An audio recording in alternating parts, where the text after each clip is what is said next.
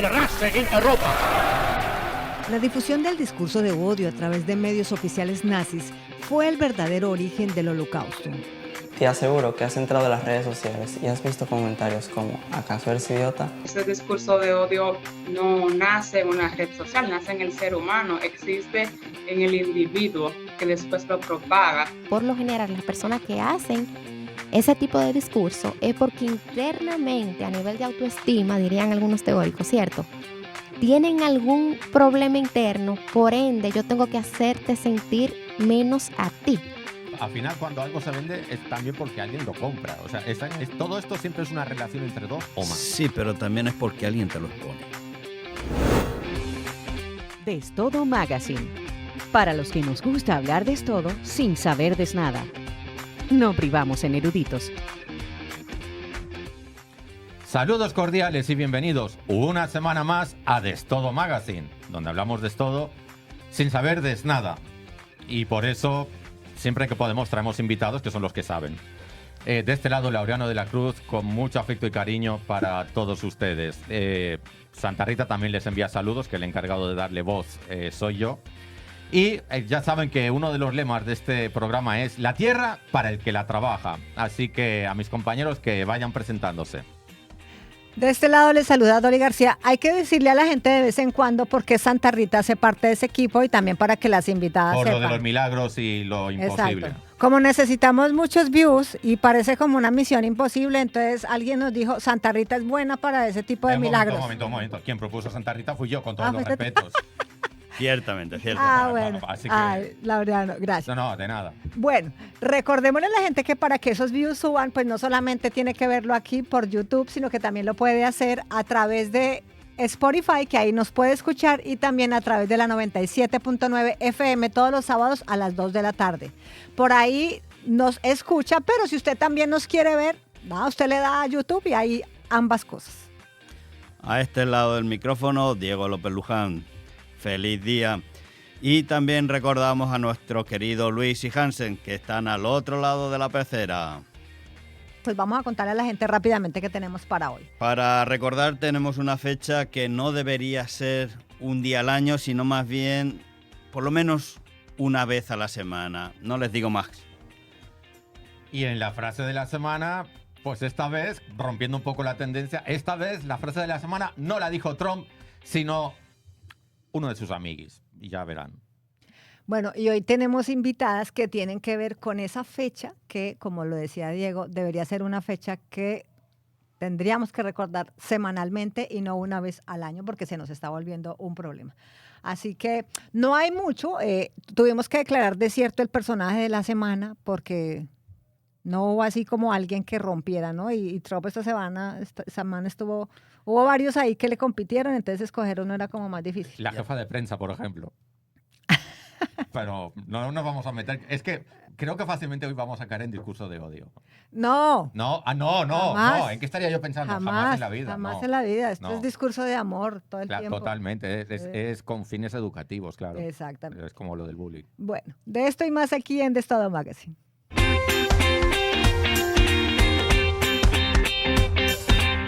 En fin, señores, hoy el segmento para recordar lo vamos a convertir como en transversal y casi monográfico del programa. Y es que el 18 de junio se conmemora el Día Internacional contra el Discurso de Odio.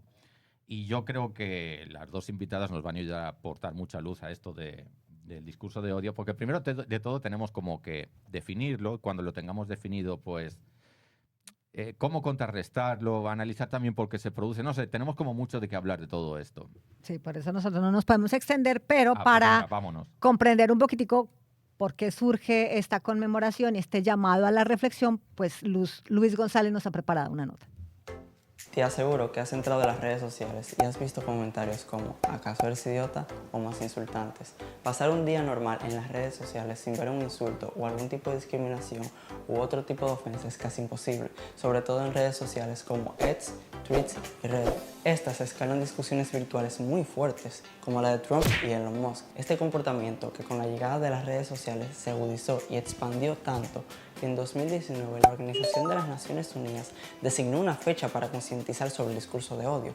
Desde el 2021, cada 18 de junio se conmemora el Día Internacional para contrarrestar el discurso de odio. ¿Y qué se busca con esta conmemoración? Que todos los que usamos redes sociales, y también los que no, reflexionemos antes de emitir juicios por escrito o verbalmente, promover el diálogo, la tolerancia, la comprensión, la empatía y el respeto entre individuos y comunidades. Reconocer esta fecha es reconocer también la necesidad urgente de combatir la discriminación y cualquier forma de odio que se propague, ya sea en espacios físicos o digitales. De esta manera, la ONU hace un llamado a todos los sectores sociales, gobiernos, medios de comunicación, plataformas digitales, instituciones y por supuesto a cada ciudadano a incrementar sus esfuerzos en la creación de entornos más seguros y respetuosos, donde el odio no tenga cabida. Nos vemos en la siguiente fecha conmemorativa. Bueno, Bueno, ya sabemos de dónde sale. Pero, como siempre decimos cuando resaltamos como algún día internacional, el fenómeno viene de mucho más atrás. sí, sobre eso preparamos una nota, porque, Perdón. porque hay confusión sobre el tema del discurso de odio. Confusión, y creo yo que como que no nos lo tomamos tan en serio como deberíamos tomárnoslo. Entonces, ahora sí vamos a presentar a nuestras invitadas para ir desarrollando el tema en conjunto con nuestro segmento Tenemos que hablar, ¿verdad? Nosotros siempre tenemos un segmento Sí, hoy es un fuerte. combo. Entonces, hoy hemos cambiado un poco como la estructura del programa para poder profundizar en el tema, porque no queremos que se quede como en una sola reflexión de una fecha, que creo que estas fechas siempre Laureano dice, ¿para qué tanta fecha? Porque a veces uno dice, hay fechas, pero como que no cambiamos el comportamiento y lo que buscan este tipo Bueno, de, por de ejemplo, celebraciones. hablando de bullying y de discurso de odio, antes de ayer era el Día Internacional de Garfield.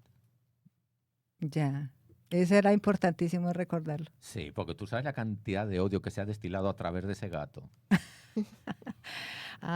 Bueno. A ver, Pero hay contrapeso, Mafalda trata de ser todo lo opuesto. Por ¿sabes ejemplo, qué pasa? Que Mafalda y Garfield no se conocieron, porque yo deseaba que se conocieran, porque hubiera sido una gran relación. Contrale. Buena Tenemos que idea. hablar de eso en otro programa, porque Pero- esa construcción de po- armonía, po- comprensión. Podemos imaginar cómo hubiera sido esa conversación un día. Sí, claro. ¿Sí? Ya me pusiste a imitar a Trump, ya puedes hacer lo que Especular. quieras conmigo. Yo puedo ser Mafalda. Sí, y él puede volver a ser el presidente Miguelito, de China. no, yo Miguelito. Miguelito. Yo vale. Miguelito. Él da para ser perfecto. Miguelito Sí, perfectamente. sí, da. Pero búscale Ok. un peluquín, que Miguelito Bueno. tenía como... Mire, Flequillo. hoy tenemos dos invitadas y para hablar justamente de este tema del discurso de odio, vamos a presentar a la primera invitada que tiene una perspectiva desde el neuromarketing de este tema, y luego tendremos a nuestra segunda invitada que ella ya nos da una visión desde la neurociencia. Nuestra invitada de experta en ese tema de neuromarketing la tenemos virtual. Ustedes ven, el espacio no daba para tener tantos invitados aquí, entonces nos tocó hacer el sacrificio de esta manera y no la podremos tener acá, pero pues ella nos va a explicar un poquitito para arrancar con este tema, digamos como esa parte un poquito técnica de las redes, el algoritmo y demás. Y ella es Edly Acevedo. Ella, con orgullo, la presentamos como una egresada de esta Escuela de Comunicación aquí en Pucamaima, Santiago. Y también ella se ha hecho experta en el tema de neuromarketing. Edly, buenos días, buenas tardes, buenas noches para quien esté escuchando este programa a través de cualquiera de las plataformas. Gracias, buen día, ¿qué tal? Bueno, aquí todos expectantes de escuchar tus explicaciones. No sé si Laureano quiere hacer la primera pregunta. Sí, tengo una que es como muy, muy fuerte. A lo mejor después de eso ya no habrá más preguntas. Pero la primera, aprovechando la especialidad que tiene Edly, es: ¿el odio se puede comprar y vender? Bueno, yo creo que sí, porque francamente todo se puede comprar y vender hasta la nada, si vamos a eso. Y creo que si estamos teniendo este espacio es porque el odio se ha vendido mucho y ha tenido mucha cabida. Sí, justamente por eso. Bueno, pero para irnos como a la explicación primero técnica, menos filosófica como Laureano, que le encanta la... No, lo la mío no era tan respiración. filosófico, de hecho era muy materialista. Muy práctico también. Pero bueno, también esa perspectiva es, explícanos un poco de qué trata el neuromarketing y cómo se aplica en el diseño de las plataformas digitales y las redes sociales. Bien, el neuromarketing es el estudio del consumidor utilizando técnicas de neurociencias. Ujú. Si lo movemos a un entorno ya de redes sociales, podemos decir que sería entender por qué el consumidor tiene ciertos comportamientos. Aunque en las redes sociales no siempre se utiliza neuromarketing, sino que se basan en estudios que ya ocurrieron y de ahí suelen tener comportamientos. Por ejemplo, el algoritmo se basa en la atención cuando le pone un estímulo, por ejemplo, si es un discurso de odio, y esa atención no la están midiendo necesariamente técnicamente, pero pueden medirlo con el contenido. No es un estudio de neuromarketing, pero saben que si le prestas atención es porque te lo están vendiendo, lo estás comprando, en este caso. Ujú. Diego, ¿quieres hacer una segunda pregunta? Con todo el tema esto del neuromarketing aplicado a las redes sociales y tal, y los algoritmos que buscan y tal, pero en principio no es algo que se diseñe, sino que más bien son los distintos comentarios que se hacen y que las plataformas a través de los algoritmos como que te los buscan, encuentran y te los muestran. Es así, ¿no? Porque supongo que si no las plataformas también estarían muy cuestionadas desde el punto de vista ético. Sí, precisamente el algoritmo no tiene moral, es una máquina y simplemente te pone o te repite lo que ya tú consumes o lo que te comparten y tú reacciones. Y cada algoritmo, cada persona tiene un algoritmo distinto que tiene que ver con sus propios hábitos de consumo. Yo, profundizando un poco la pregunta que estaba haciendo Diego, quisiera, de hecho lo hemos preguntado en nuestras redes sociales de Destodo Magazine esta semana, ¿por qué? No lo hemos cuantificado, pero yo creo que estaremos de acuerdo que todos tenemos esa percepción. ¿Por qué está proliferando tanto el discurso de odio, por ejemplo, en las redes sociales? Los conspiranoicos podían decir que los algoritmos están trucados y que cuando se trata de discurso de odio, pues te lo muestran más tiempo o te aparecen más fotografías, videos, textos que tengan discurso de odio versus otros tipos de contenido. O simplemente los algoritmos han descubierto el lado oscuro de la psicología humana y resulta que nos atrae más todo lo que tenga que ver con el odio, el morbo, el bullying, el maltrato, etcétera. Y se está incluso monetizando esto. De hecho, Dolly en días pasados nos decía la noticia de que el grupo Meta, que es propietaria de Facebook, WhatsApp, Instagram y demás, había quitado, ¿cómo se llamaba esto? Como los filtros de verificadores de contenido que nos protegían a todos un poco contra el discurso de odio, las imágenes fuertes y demás, porque simplemente han descubierto que eso es mucho más rentable que cualquier otro tipo de contenido. Y por eso yo empecé con la pregunta inicial, como que si el odio vende, el odio está siendo rentable, y si es así, como sociedad, ¿cómo nos podíamos proteger? En fin, son como 3 preguntas en uno que te estoy lanzando, pero nos gustaría mucho que nos aportaras como tu perspectiva profesional al respecto. Bueno, mi perspectiva tiene que ver mucho con lo que es la psicología del consumidor. O sea, si el ser humano le impacta más las cosas negativas, las promueve más porque les afectan de una manera que les hace más ruido y por tanto suena más. Déjame seguir apuntando, fueron varias preguntas. ¿Qué te digo? Te voy a poner un ejemplo. A mí me salen muchos videos, no en X, me salen en Instagram, de personas protestantes en cultos y cosas así. Y a mí me salen porque a mí me hacen gracia y yo los veo, les pongo atención porque me hace gracia. Y cada vez que me salen comentarios de una amiga mía que comenta discursos de odio porque le irrita. Nuestro algoritmo nos muestra lo mismo, pero no por la misma intención. yo lo disfruto, yo me río, me parece gracioso y ella lo está sufriendo.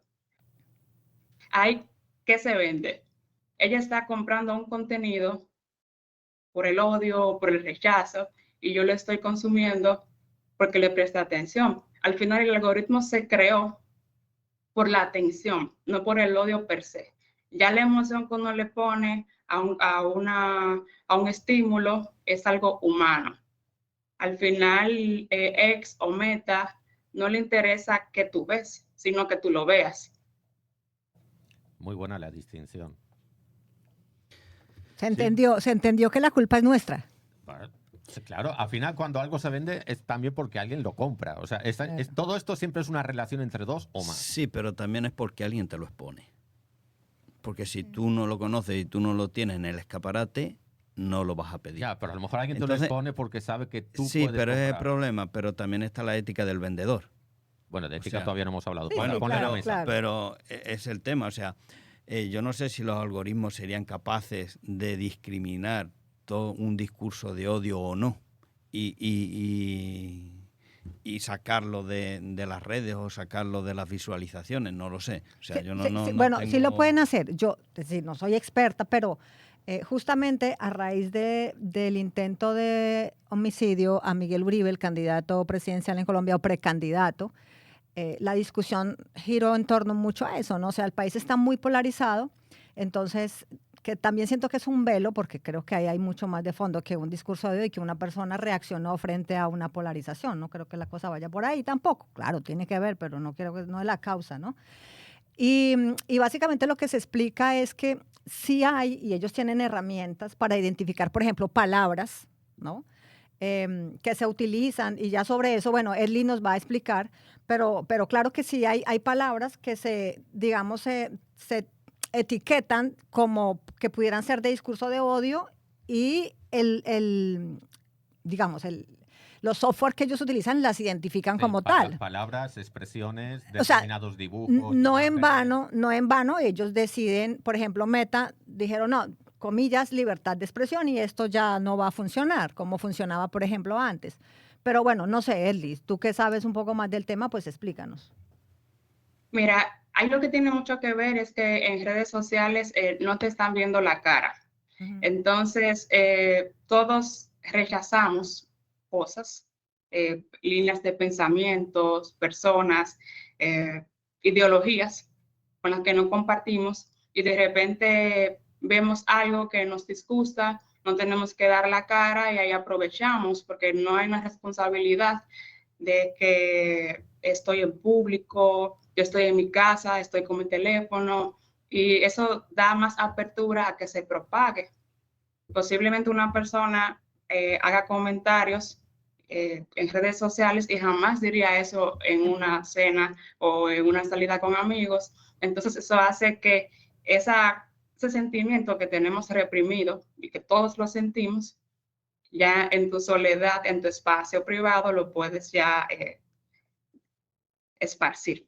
Bueno, yo creo que aquí toca meter a Ernestina Castro, que es doctora en neurociencia, porque creo que eso que está diciendo Edli es muy importante, y gracias por la paciencia de hasta ahora poder darle el turno de hablar, pero sobre eso que está diciendo ella, o sea, una persona cambia de personalidad cuando es anónima, porque también utilizan usuarios que no se identifican con su nombre real, y hay esa capacidad y ese comportamiento de ser así en las redes y personalmente otro. ¿Cómo funciona eso? Sí, interesante pregunta. Ahí entra mucho, como usted mencionaba, la personalidad. Hay personas que son más introvertidas y otras más extrovertidas. Para poner un ejemplo, ¿verdad?, de la personalidad a nivel teórico del psicólogo Carl Jung.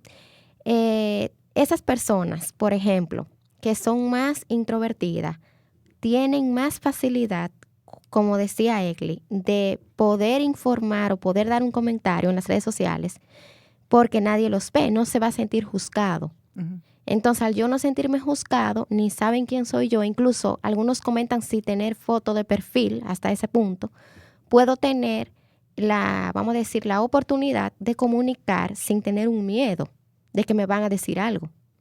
Por otro lado, está la persona que es más extrovertida, que dice la información, haya un medio externo o no, sin tener tal vez miedo de decir o que me van a hacer daño a mí.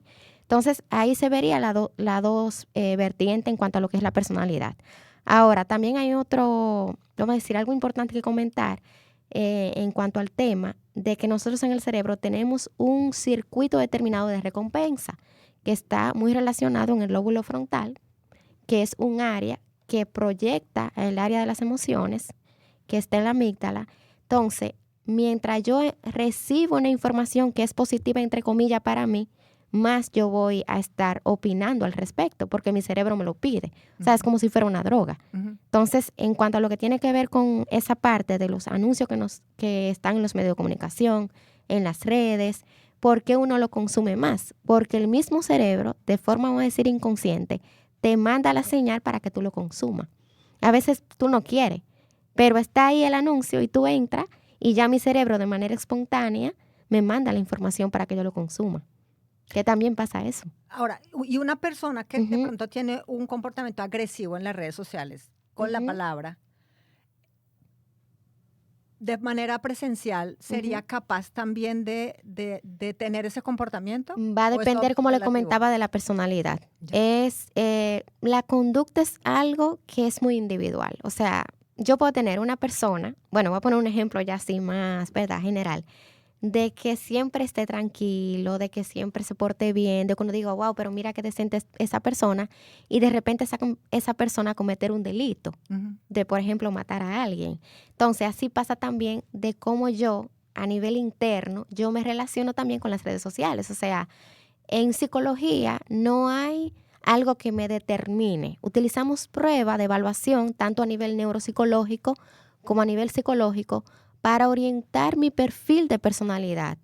Pero el ambiente tiene una fuerza tan fuerte, como comentaba también el padre Diego, de cambiar incluso mi forma de reaccionar, que es lo que hoy en día se le llama epigenética, y de hacer ese cambio interno en mí, de yo ver algo que me está haciendo daño y de yo de momento, algo que yo tenía guardado, esa sombra, ¿verdad? Como diría Carl Jung, todo lo negativo que yo guardé de un momento explotar, y uno quedarse como, ¿en serio esa persona hizo eso tan tranquila? Entonces, en psicología va a depender la personalidad y también lo que está pasando fuera, porque esa personalidad que yo tengo se divide en el carácter y en el temperamento. ¿Qué pasa con el carácter? El carácter es lo de afuera, lo que está pasando. Va a depender de mi percepción a nivel individual, cómo yo reacciono a lo que está ocurriendo fuera. Y lógicamente no podemos dejar también la parte genética, la parte biológica, que me engloba a mí también y que hace que yo reaccione de lo que está pasando afuera, dependiendo también a nivel biológico de cómo yo soy o cómo me perciben a mí fuera en la sociedad. ¿Qué viene siendo el temperamento? Exactamente, el temperamento es la parte biológica. Okay. Según las investigaciones, tanto de mi madre, de mi padre y de mis ancestros, yo tengo ya a nivel genético, a nivel hereditario, esa información y no la cambia nadie. O sea, mi nivel de reacción en el ámbito, por ejemplo, de ser negativo o ser violento, que una persona sea colérica, para ponerle un nombre, ¿verdad? Siguiendo a Hipócrates, el padre de la medicina, va a depender de esa biología interna que yo tengo, y eso sí es difícil de cambiar en terapia psicológica. Yo puedo cambiar más mi carácter, mi forma de relación al ambiente, pero la parte biológica, mi temperamento, mi nivel de reaccionar, eso soy yo. Yo puedo modular, que es lo que llamamos ahora en psicología regulación emocional.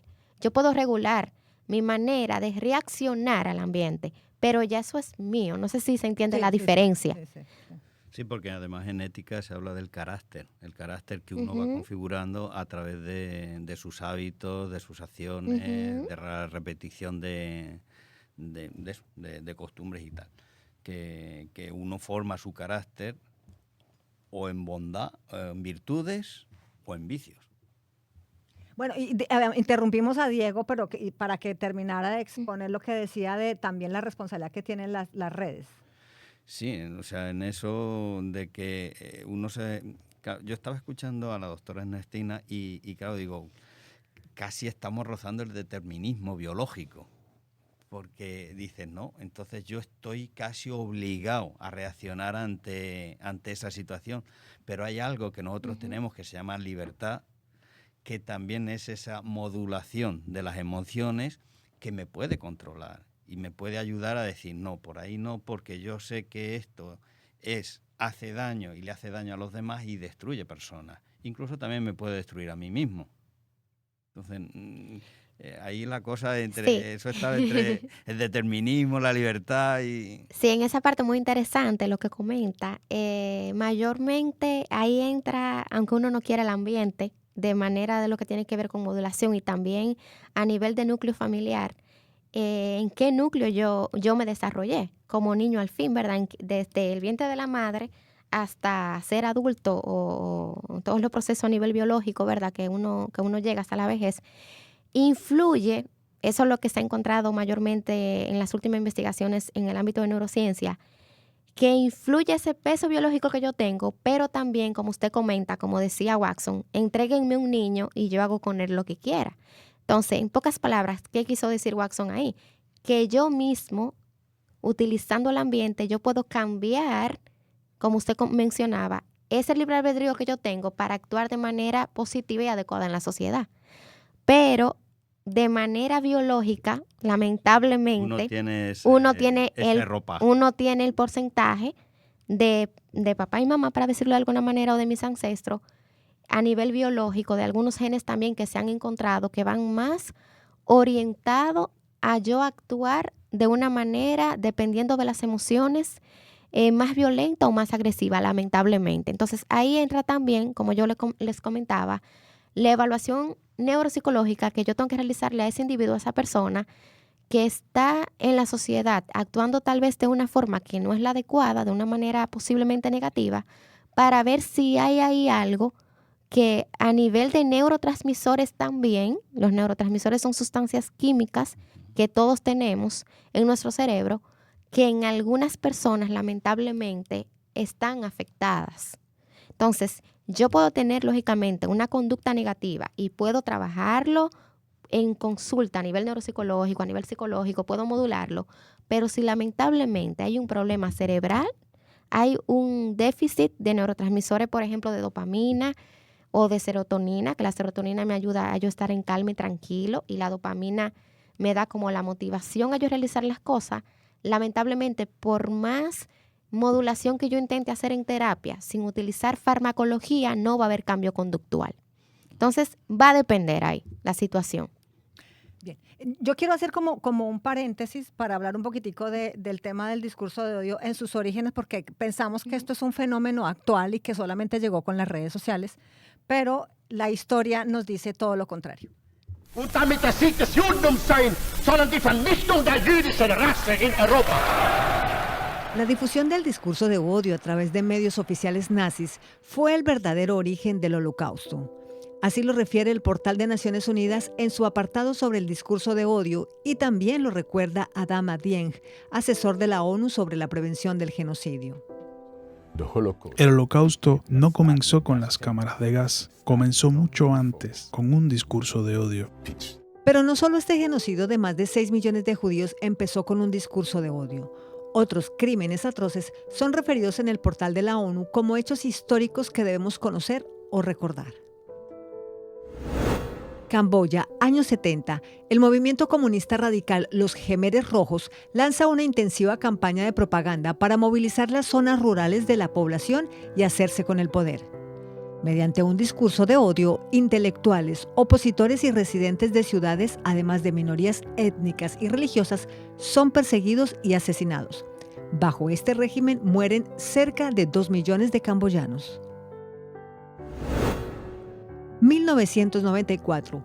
Genocidio contra los Tutsi en Ruanda. La propaganda de odio, difundida en especial por la radio, incitó a la etnia mayoritaria Hutu a asesinar a sus conciudadanos los Tutsis. 1 millón de personas fueron asesinadas sistemáticamente en menos de 3 meses. Durante la Guerra de Bosnia, entre 1992 y 1995, las campañas de desinformación y odio incitaron y legitimaron crímenes de guerra. La población musulmana de origen bosnio y otros grupos fueron demonizados. La Guerra de Bosnia dejó más de 100.000 muertos y 20.000 desaparecidos. Y en el caso más reciente y con una red social como instrumento, está lo que se denominó como la limpieza étnica del siglo XXI en Myanmar. Entre 2017 y 2018 se difundió propaganda de odio en Facebook contra miembros de la minoría musulmana Rohingya. La campaña fue dirigida por funcionarios estatales, políticos y líderes religiosos y militares, provocando asesinatos, violaciones en grupo, torturas, desplazamientos forzados y otras violaciones graves de derechos humanos. Más de 725,000 Rohingya escaparon a Bangladesh, creando la crisis de refugiados que más rápido aumentó en el mundo. Why couldn't it be removed within 24 hours? Senator, what's happening in Myanmar is a terrible tragedy, and we need to do more. We all agree with that. Okay. But Por este caso, el CEO de Facebook, Mark Zuckerberg, fue interrogado en el Congreso de Estados Unidos en el 2018, donde reconoció que pudo haber hecho más, pero también se comprometió a tomar medidas. Y efectivamente, el discurso de odio desapareció en Facebook este 2025. We're going to simplify our content policies and get rid of a bunch of... Meta eliminó el concepto de discurso de odio de sus normas comunitarias y lo reemplazó por conductas de odio. Decisión que al parecer evidencia que lo ocurrido en Myanmar no convenció a Zuckerberg de que del discurso de odio a la conducta criminal bastan un par de clics. O tal vez que no le importa, porque son las publicaciones de odio las que les dan los clics que tanto buscan. Lo que hemos dicho tantas veces aquí, que los grandes genocidios empiezan por algo que puede parecer muy banal, como un comentario, un dibujo, una caricatura que cumple con las características de discurso de odio. Así que, bueno, a mí de ese caballo nadie me va a bajar. De eso que mencionábamos fuera de aire. No se puede dejar la cancha de las redes sociales a los que difunden odio. Quienes no los difundimos, más que nunca tenemos que ser la resistencia ahí dentro. Edley, no sé si tú quieres decir algo en relación a lo que pasó ahora con Meta y desde tu punto de vista, ¿qué opinas? O sea, ¿hizo bien, hizo mal? Bueno, yo creo que él simplemente habló a lo que le convenía. Moralmente o éticamente yo no comparto su decisión, porque al final el odio que se propaga en redes sociales afecta a humanos, independientemente de que esa máquina no esté consciente de qué está promoviendo. El daño que se le hace a una sociedad es irreversible muchas veces. Entonces eso el dinero no lo compensa. Y también creo que falta mucha educación, porque una persona que tiene la habilidad o el deseo de propagar esos discursos, independientemente del daño que pueda generar a los individuos, es simplemente porque o no le interesa o no sabe el impacto que puede eso generar.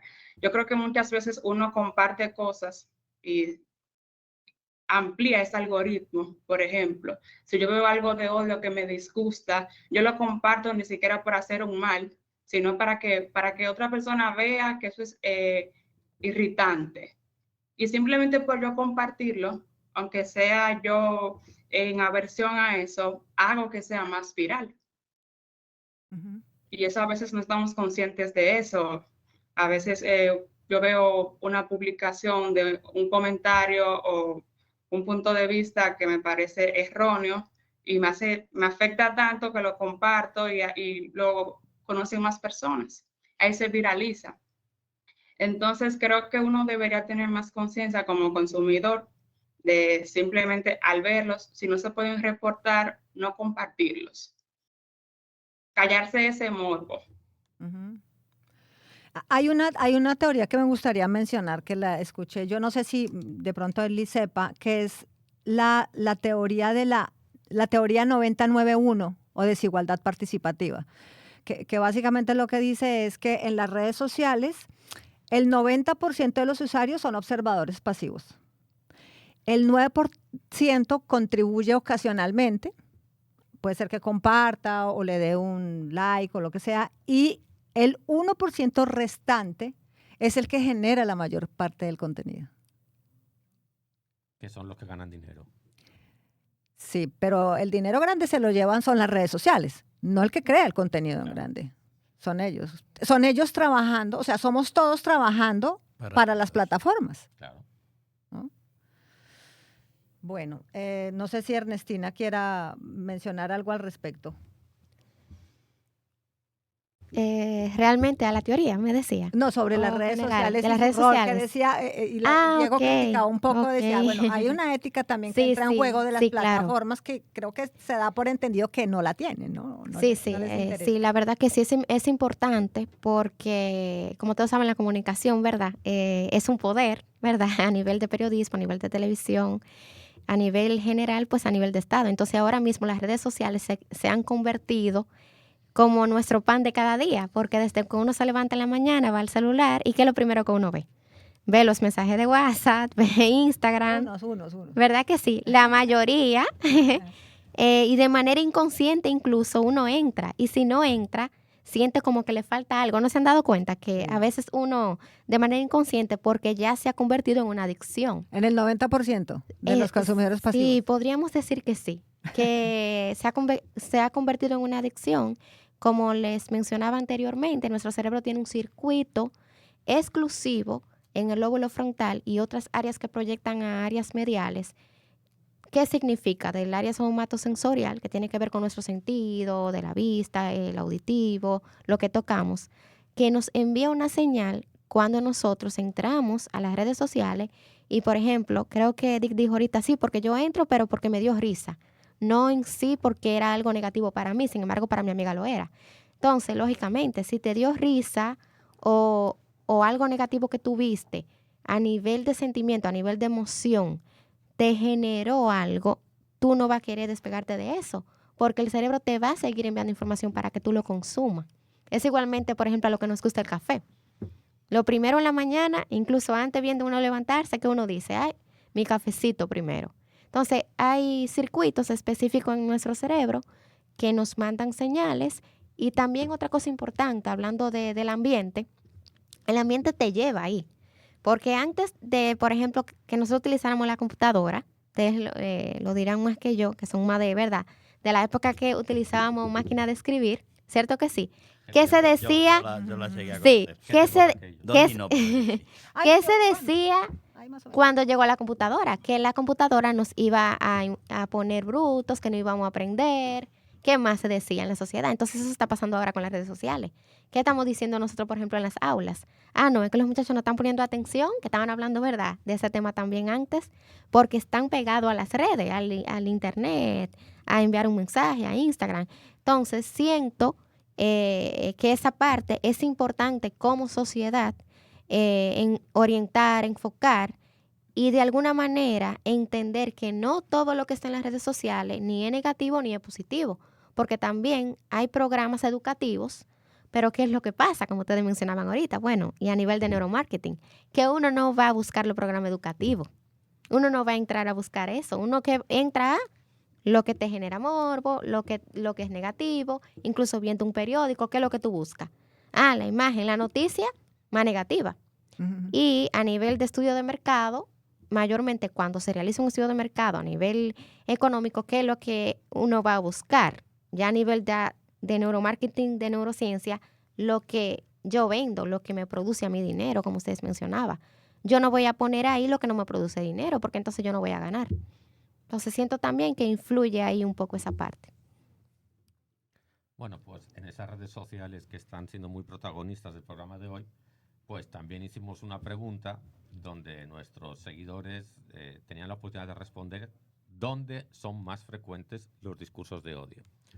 Y según nuestros seguidores, bueno, y no seguidores, que también pueden responder, los resultados son muy coherentes con lo que se está planteando aquí. Han dicho un 10% de ellos que los discursos de odio donde predominan es en la prensa. Tanto radio y televisión se han quedado con un 0%, en otras opciones también 0%, y después el 90% han dicho que en las redes sociales en general. Y a mí me gustaría decir que es un sí, pero no. Y cuidado, porque al fin y al cabo las redes sociales lo que es un reflejo de lo que pasa en la sociedad. O sea, el chistecito con aroma a bullying que se hace en clase se viraliza en las redes sociales. Hay políticos que en sus discursos formales e incluso en espacios informales también promueven discurso de odio. Yo creo que la nota de voz de Dolly ha sido clara y nos ha dado perspectiva. O sea, se empezó con radio, se empezó con discursos frente a un auditorio. Incluso, ¿por qué no decirlo? Quizá a veces en algún aula podemos encontrarnos con algún profesor que puede colar algún discurso de odio y de eso no se habla. Entonces, al final, eso no se cocina en las redes sociales. En las redes sociales se viraliza. Pero no es que se cocine ahí. Se refleja. Pero bueno, nuestros especialistas que digan. Bien, yo estoy de acuerdo con Laureano totalmente. O sea, ese discurso de odio no nace en una red social, nace en el ser humano, existe en el individuo que después lo propaga. Y eso también se puede ver incluso en ambientes familiares. Uno puede escuchar discursos de odio en grupos sociales. Por eso se habla de que uno no debería hablar de política en grupos sociales o de religión o de fútbol esos temas. O béisbol.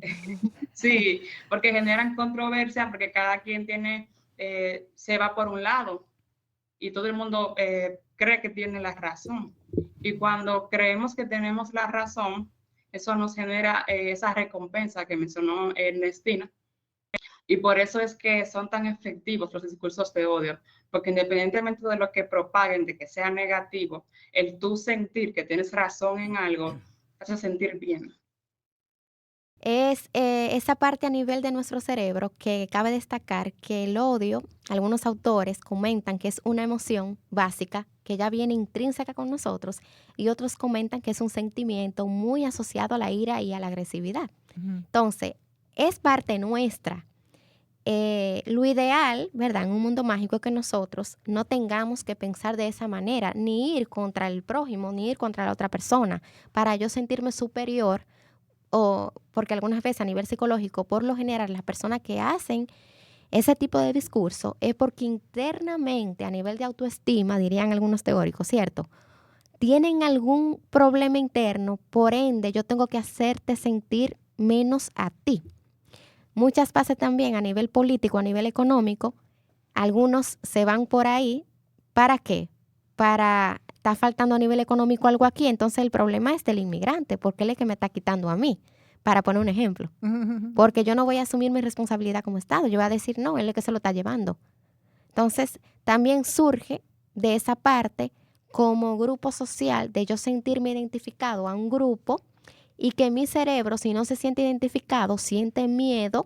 Entonces, ahí viene la amígdala que te manda la señal, que es el área del cerebro que está relacionada con nuestras emociones, y te dice, mira, él no es parte de tu grupo, y ahí se activa la amígdala medial, que es la del reconocimiento de caras. Incluso con estudios, estudiando a bebés y estudiando también a adolescentes con resonancia magnética, se ha encontrado que él genera más empatía, el bebé, con las caras o imágenes que son de su mismo grupo étnico. Okay. O sea, que hasta ese punto. ¿Por qué? Porque me siento más seguro, más acogido, porque ya te conozco. Te conozco. Entonces, al conocerte, el área del cerebro que está relacionada con el reconocimiento de caras en la amígdala medial, conjuntamente con el hipocampo, que es donde yo guardo mi memoria, desde que, ¿verdad?, tengo uso de razón, para decirlo de alguna manera, cuando ya se va desarrollando el cerebro, pues me envía la señal y me dice, mira, él es parte de mi grupo. O sea, yo me siento seguro con él. Entonces voy a estar con él. Y también que es aprendido. Esa parte de discurso de odio. Es aprendido. Yo no vengo, en un niño no viene como digo yo. De fábrica. Exactamente, de fábrica negativo, a decir que no, que tú eres malo, o que tú no eres de mi color, o que tú no eres de mi grupo étnico, o tú no eres de mi religión, entonces yo te voy a apartar porque tú no eres de mi religión. Eso entonces, ya es lo que la familia le enseñó. Exactamente, entonces ahí viene el núcleo familiar y entra también el grupo social a ejercer un poder y a ejercer, más que poder, yo diría, un aprendizaje que ese niño de lo que aprende ve. No sé si recuerdan un experimento del muñeco bobo de Bandura, donde había un niño que estaba viendo que un señor le estaba dando un muñeco. No sé si llegaron a ver ese experimento. Pusieron a todos los niños a ver, los niños no sabían que se estaba siendo grabado, y el señor le daba el muñeco. ¿Qué pasó? Que todos los niños hicieron lo mismo. Con el muñeco. Con el muñeco. Está incluso, lo pueden buscar, se llama El experimento del muñeco bobo de Bandura. Vamos a buscarlo. Está en YouTube para, ¿verdad? Los que nos escuchan o los que nos están viendo, lo pueden buscar, donde él le está dando el muñeco lo más que puede y todos los niños, aprendizaje vicario, ¿verdad? Por aprendizaje lo ve y hacen lo mismo. O sea, y sin haber hecho eso antes en su casa, porque los padres dijeron que no, que en su casa los niños no habían ejercido violencia, ahí lo aprendieron y ahí surge la psicología que tiene que ver cómo yo aprendo de lo de afuera del medio y yo hago lo mismo. Y lamentablemente todos los niños, no hubo ni uno que no le dio el muñeco. Yo me estaba acordando antes había un programa en España que era Rodríguez de la Fuente. El hombre y la tierra. Pero que hacían con un experimento, bueno, no era un experimento, recuperaron un rompehuesos, es un ave que estaba en extinción, cogieron los huevos, los criaron y tal. Y claro, cuando ya es adulto, se toman la decisión de soltarlo para que pueda vivir en un ambiente libre, ¿no? Pero la preocupación de los biólogos era, ¿se podrá sobrevivir? Porque, claro, no ha tenido unos patrones de conducta que le digan cómo tiene que alimentarse, cómo tiene que coger esos huesos, cómo romperlos. Y curiosamente, el pajarito, que no es un pajarito, un ave grande, tal, empezó como si llevara inscrito genéticamente cuál debería ser su conducta para romper esos huesos y poder alimentarse. A mí me sorprendió muchísimo, porque dices, claro, hay un aprendizaje que se inscribe en nuestros genes y que después nosotros podemos repetir, que era en relación a lo que tú estabas diciendo, ¿no? Porque, claro, tú puedes educar a un niño a golpear, y aunque luego nunca haya visto las terceras o cuartas generaciones, dice, bueno, es que hay que golpear.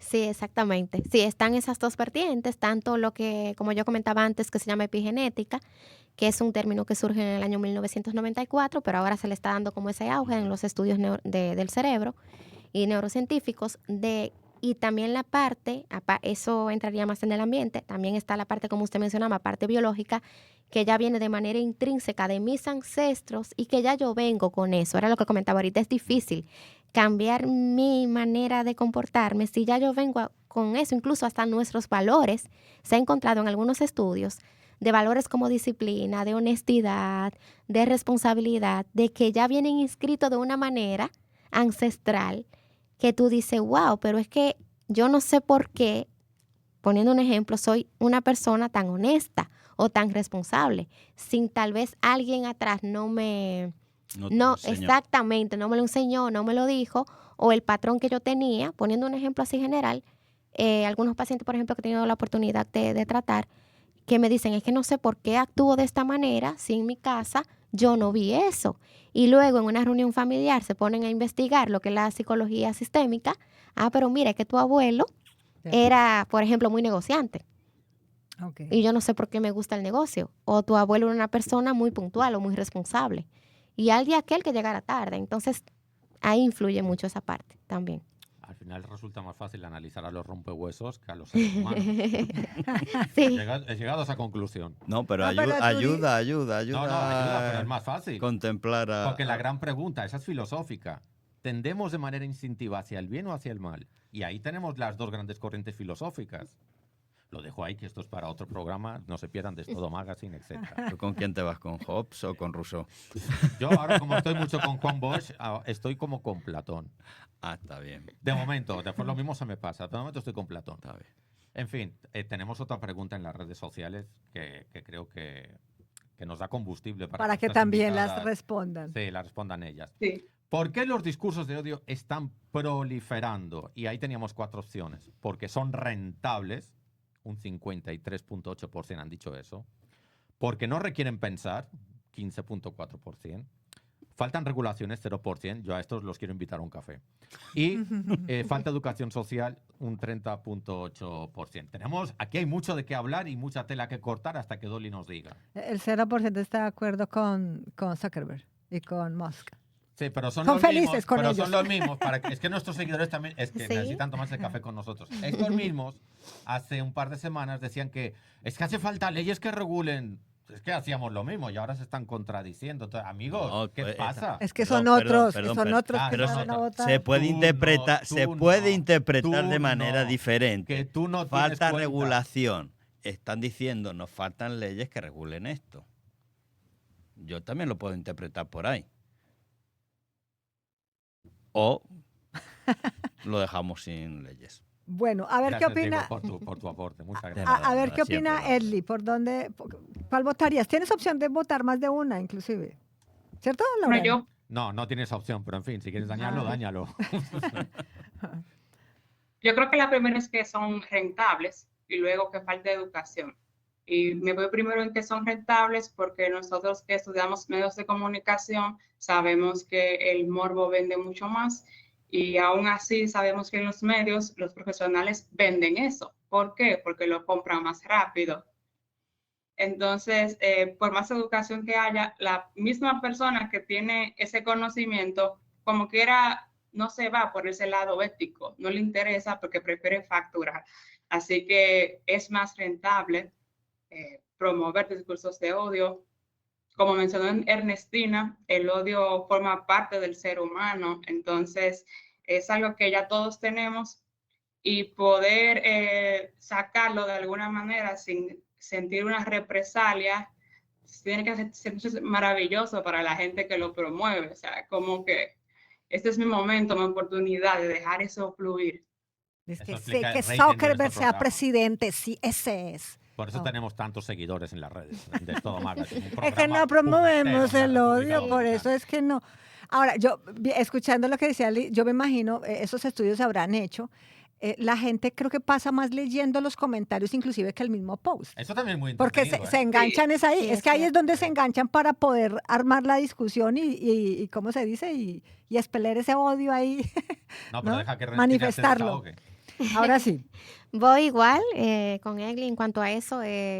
Realmente es porque es rentable, lo veo así a nivel tanto como dijimos ahorita político, económico y social. Y la falta de educación que lamentablemente, aunque duela decirlo, pues se ve Y- continuamente. Y yo veo otra Sí. cosa también, que lo Ujú. inmediato que puede ser el que es lucrativo no se da cuenta de que es autodestructivo. Porque al final nos vamos a autodestruir entre unos y Claro, otros. Sí. Claro. O sea, el Ya, beneficio pero el inmediato problema- sí, pero hay doble velocidad. Tú no se autodestruyen antes. Sí. sí, pero vamos cayendo. Porque, Sí. o sea, Mm. al final toditos somos enemigos de todos. Ahí entonces puedes introducir a tu amigo Hobbes, que dice que el hombre que es, no, que no que es voy- el lobo para el hombre. que yo ahora estoy en fase platónica. Ah, bueno. Bueno, hay una pregunta que me parece muy interesante y en eso las dos creo que nos pueden aportar mucho. La pregunta número 1. Ah, es que a ti. Ok. La pregunta número 1. Esa para mí es la más importante. Sí, claro. Y la hemos dejado para el final. ¿Sabes identificar el discurso de odio? Y nuestros seguidores, que tienen un muy buen nivel de autoestima, dicen, siempre, un 45%. Siempre, yo me doy cuenta siempre. Angelitos. Después hay unos que sabiamente deciden dudar, dicen, a veces. Y esos son un 50%. Y después hay un 5%, que a esos también los quiero invitar, pero eso es a cerveza, que dicen, yo nunca sé identificar un discurso de odio. Bueno. Esos son muy vulnerables. A ver, Edli, desde tu área, ¿cómo?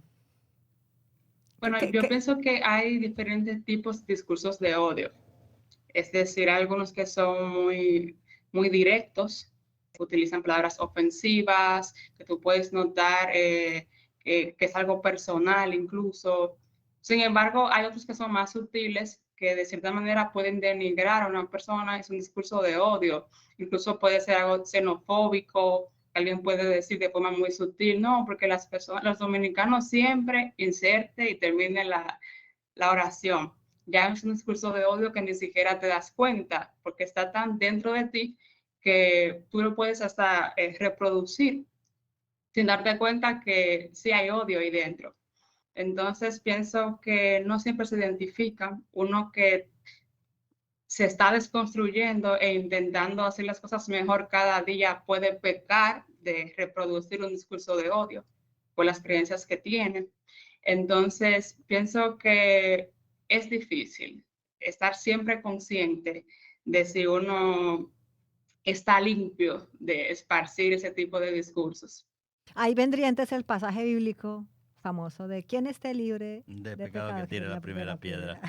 Pero yo además es que estaría pensando en los jueces que dicen qué es discurso de odio y qué no es discurso de odio. Claro, porque Wow, depende. ahora te estás muy bien. metiendo en un No, jardín. porque perdona, cuando uno hace una crítica, y es una Claro. crítica que además trata de ser constructiva, también muchas veces te lo pueden identificar como discurso de odio el juez o el Claro. que se erige en juez. La falacia, el victimizarse enseguida.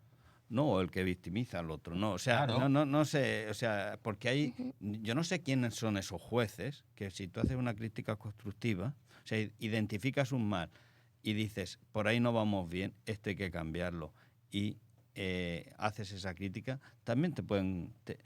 hay alguien ahí arriba que te cancela porque te ha juzgado culpable.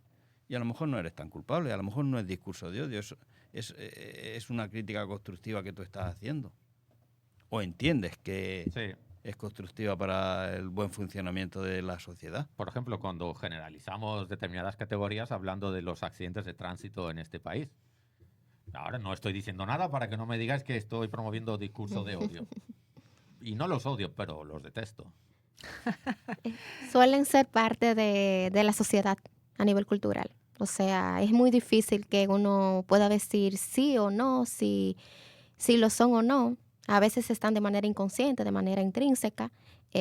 Por ejemplo, cuando uno dice el cerebro, yéndose ya por el ámbito de la neurociencia, del hombre y de la mujer, ¿son diferentes o son iguales? Que siempre es la pregunta que siempre nosotros como alumnos solemos hacer cuando estamos estudiando el cerebro. Entonces, a veces decimos, no, el hombre es más inteligente, es más racional, porque la mujer, como tiene la regla, tiene el periodo, es más. Y ahí ya yo me estoy entrando en opinión o definición sin darme cuenta. ¿Verdad que sí? En lo que tiene que ver tal vez con uno como mujer, que uno se sienta mal y diga, no, pero tú estás discriminándome a mí por ser mujer. Ojo con eso. Entonces ahí entramos, como decía, ¿verdad?, el padre Diego, en esa misma información que es parte de la cultura y que todavía científicamente, según los artículos que se han realizado, y la N tal vez es muy pequeña, de los estudios que tienen que ver con la diferencia entre hombre y mujer a nivel cerebral, todavía no hay uno que en sí diga la verdad. Si existe una diferencia en sí a nivel neuronal, ¿y qué te hace a ti decir que una mujer es menos o más inteligente que un hombre? Yo lo que había oído, Sí. lo que había oído Cuidado. es que las Sí. mujeres tienen más conexiones neuronales que los varones. Sí, sí. Y que eso que llaman intuición Ujú. es una inteligencia mucho más veloz que la que podamos tener Sí, los sí, varones. exactamente. Eso es lo que había Sí, escuchado. sí, no sí. sé Así, si- así mismo es. No, Por es ahí va. así, por eso yo tengo intuición Sí. femenina. Lo Por tengo ahí claro. va, por ahí va, por ahí va. Lo tengo clarísimo. Por ahí van los estudios, Claro. pero como comento, o sea, si uno empieza a discernir y a decir tú esto y tú aquello, entonces entramos también en el discurso de odio, ¿verdad? Como decía Dolly. Entonces, Por hay eso- que ver, hay que ver. A Laura no le sale tan orgánico el todos los hombres son iguales. Exacto. Le sale- Por fin me estáis entendiendo. Ya. Ha costado años, ¿eh? Con razón hay tanta empatía. Ya Claro. entendí, ya entendí. Por eso tenemos tanta sororidad. Es un cerebro Sí. metido en un cuerpo de hombre. Cuidado con el verbo meter, que tiene sus connotaciones. Introducido. Cuidado, Diego, cuidado. Bueno, tú que eres... Y como la idea no es solamente hablar del problema, sino buscar de qué manera, ahora en esto creo que quiero hacer mucho hincapié, y es cómo nosotros como individuos asumimos responsabilidades y actuamos, porque todo el tiempo estamos viendo con la responsabilidad del otro. Es que la culpa es del otro, el que utiliza el lenguaje, el que... Entonces, en lo cotidiano, para las dos, por ejemplo, Edli, ¿qué recomendaciones le haces a las personas? ¿Tú qué tan activa eres en las redes sociales? ¿Cuáles usas? Empezando por ahí. Bien, la que más uso es Instagram. Okay. Utilizo Facebook todavía, aunque hay gente que dicen que ya no se usa, lo sigo utilizando. Yo soy de tu generación. Eso va por edades. Sí. Y ya, esas son las que uso. Un poco X, pero no tanto. ¿Por qué? ¿Por qué? Ya ves. Porque cuando se popularizó, a mí me gusta redactar mucho y como el límite era tan reducido, no conecté. Okay. Entonces como que nunca fui tan activa, pero a veces las reviso porque se dan cosas muy interesantes por ahí, recuerdo. Gracias, es gracias. como que Entonces, lo hago para estar al tanto. ¿Y qué recomiendo a las personas que utilizan redes sociales? Si encuentras un discurso de odio, no lo difundas. Independientemente de que tú quieras, no sé, si quieres pararlo, lo que tienes que hacer es hacer swipe o buscar otra cosa.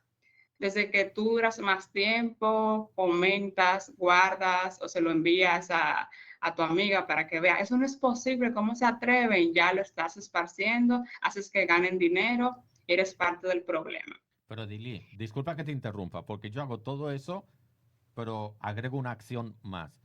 Y es que yo automáticamente bloqueo y denuncio la cuenta. ¿Eso sirve para algo? ¿Modifica el algoritmo? Ya sabes que no, Sí. ya sabes que no. Sí, o sea, sí funciona. De hecho, hay personas que los bloquean a veces, más en Instagram, que es la red social que yo más uso. Si reciben muchas denuncias o bloqueos de comentarios o videos, sí les pueden bloquear la visibilidad que tienen. Bueno, o lo que le pasó al vicepresidente de Estados Unidos.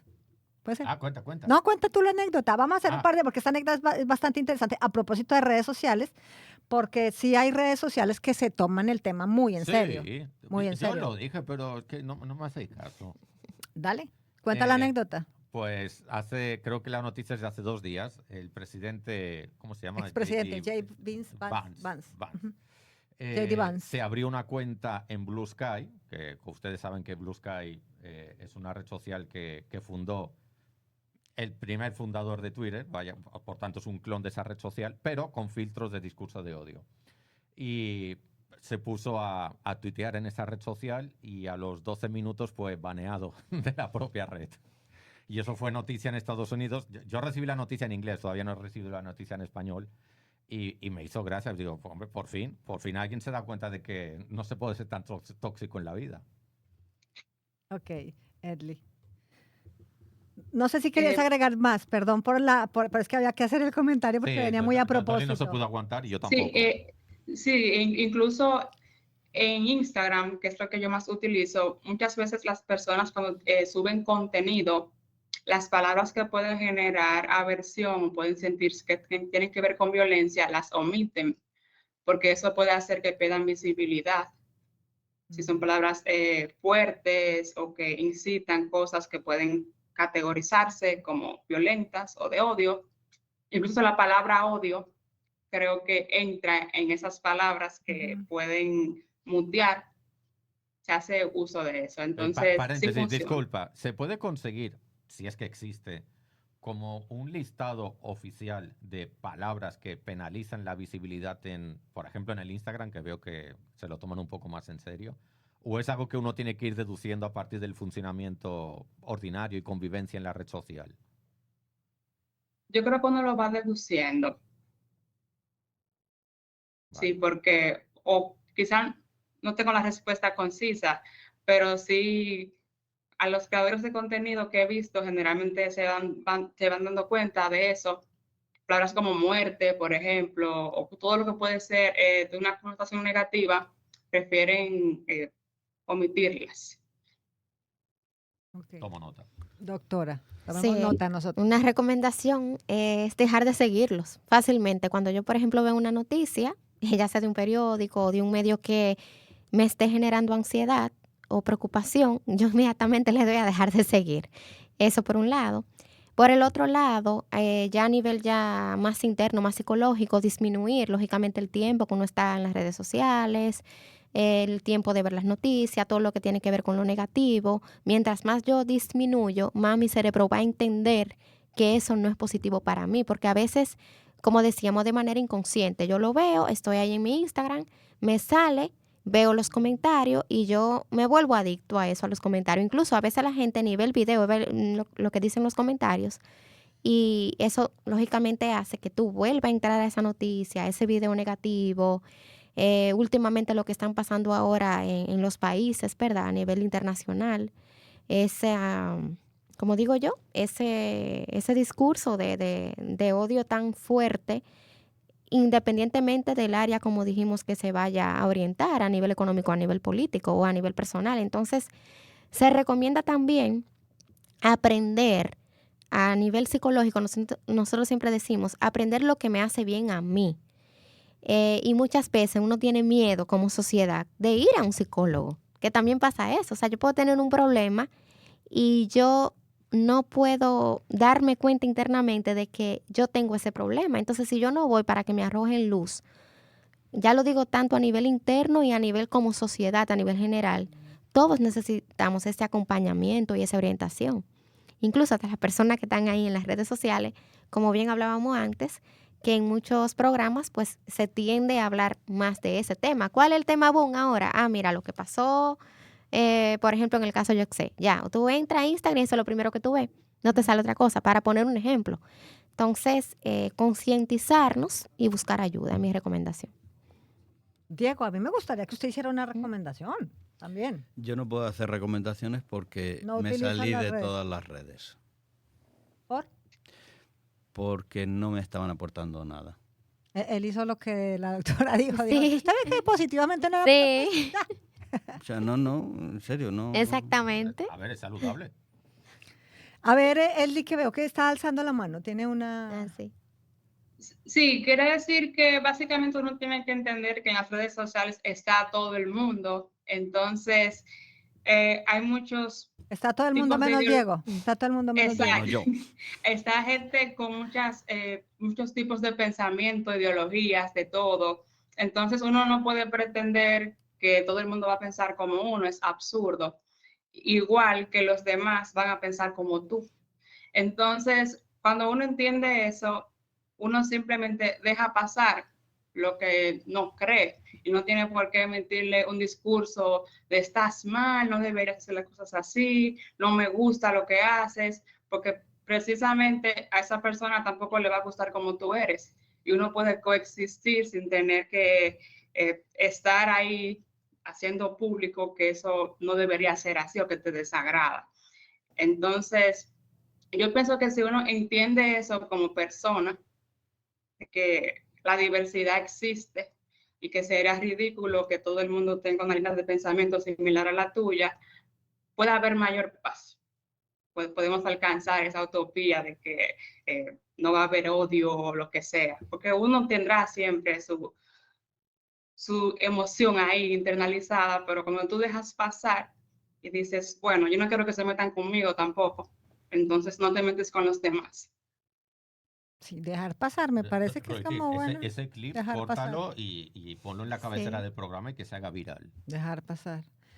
Ahora, haría bien, Diego, que esa es la política que usa o la estrategia que usa el Laureano, que toda esa paz que tú tienes siempre, de vez en cuando un mensajito por ahí que pues ya ayude. El tuit más a equilibrar. famoso. Te voy a contar algo que él no quiere que cuente, pero lo voy a contar. Bueno, tú haces el tuit caso. más famoso de Diego, cuando él tenía una cuenta en Twitter. Y me ayudó a hacerlo, Laureano. Y yo fui cómplice. Él fue el que me lo Sí, redactó. solo creo que no lo hubiera hecho. Y está, no, pero de cuántos años estamos hablando. Ya hace años. Pues, Mucho. 6, 7... Y 10. No, 10. Sí. 10, ya. Sí. Pues nos hacemos viejos. Pero mucho. Fuimos a comer a un restaurante en plan señorial, como queremos buena carne, buena cerveza, así como con todos los poderes, en modo premium. Y ese día nos salió el tiro por la culata, especialmente a él, porque nos trajeron una carne que no está en muy buen estado. Y él se sulfuró, porque con la comida no se juega. Con las redes puedo jugar, pero con la comida no. Y hicimos una foto del letrero del restaurante en modo selfie. Y eso tuvo como muchos... Claro, un hombre que no tuitea nunca. Y ese día... Bueno. Nos hicimos bien. Pero seguramente no lo hizo con discurso de odio. ¿Qué es eso? No fue discurso de odio. No.